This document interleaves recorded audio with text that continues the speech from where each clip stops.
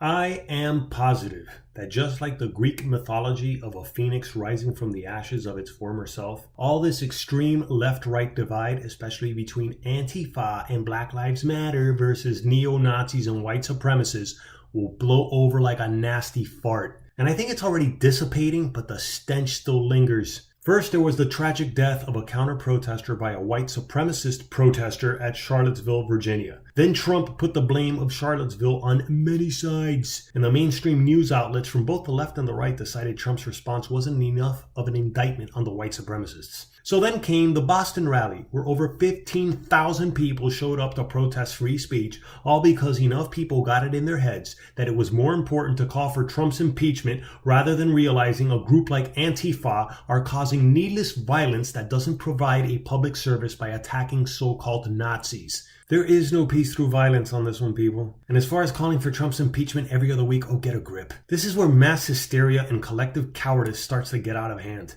It's bad enough the overwhelming majority of humanity is tribal by nature, but the majority of people don't take the time to think these issues out for themselves in detail. And as a political news junkie myself who probably spends way too much time following all of this, even I find it's difficult to get the most accurate information as you peel back the onion on all of this lunacy. Then Trump recently gave a talk in Phoenix, Arizona, hoping to set the record straight, and many people on the right chose to make the analogy of a phoenix rising from the ashes.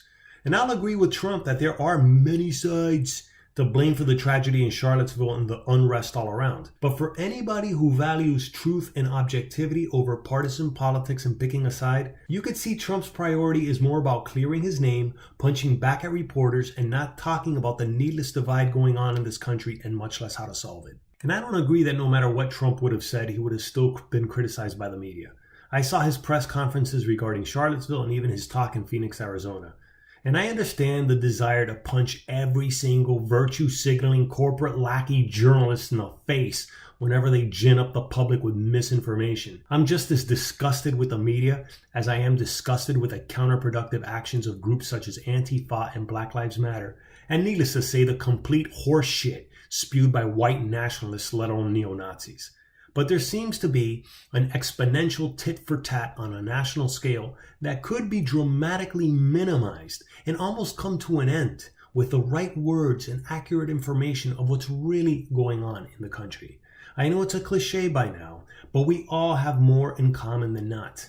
And in my opinion, this needs to be stressed at every opportunity. And I'm not suggesting we all hold hands across the country and sing Kumbaya and forget about the past. But we definitely need to put the present into perspective and look forward to the future with hope.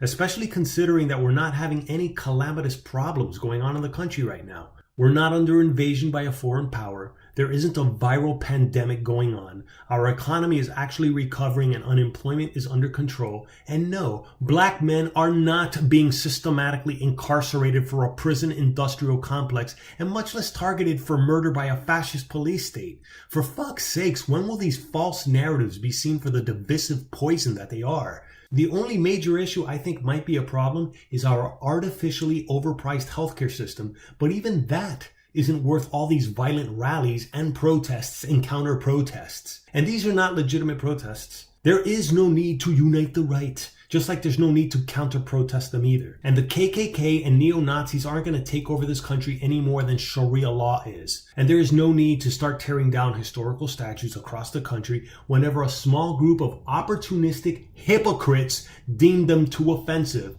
especially if those people don't even live within that city. It seems to me that all this divide can probably be seen as a simple chemical reaction. Newton's third law of physics states that every action has an equal and opposite reaction. And it's so clear that this has been happening throughout history between the left and the right, and liberals and conservatives and Democrats and Republicans and blah, blah, blah, blah, blah. But at some point, we can reach an equilibrium. The pendulum does not have to keep swinging so wildly from the left to the right, crashing and burning everything in its path. If there is any fight worth having, it's fighting the reactive urge to take offense and pick a side every time the media chooses to report an event out of context and lie by omission for the deliberate intention of agitating people to chase ratings and advertising dollars. In that sense, we do need to fight, but peacefully, against misinformation and knee-jerk partisanship, let alone our tribal and territorial instincts. Look, there's never going to be an actual phoenix rising from the ashes because Greek mythology is bullshit, just like every other religion that has yet to become a mythology. But reason and unity can rise from all this chaos if more people choose to open their eyes to how we can become a greater country once we get past the mass hysteria and collective cowardice encouraged by political and media elites that have helped ignite a president like Donald Trump and all these manufactured problems we have in the first place. Thanks for watching. And if you like this video, please subscribe and hit the like button. And if you want to support this channel, consider buying some merchandise from the links down below, or through PayPal, or through Patreon. Thanks again.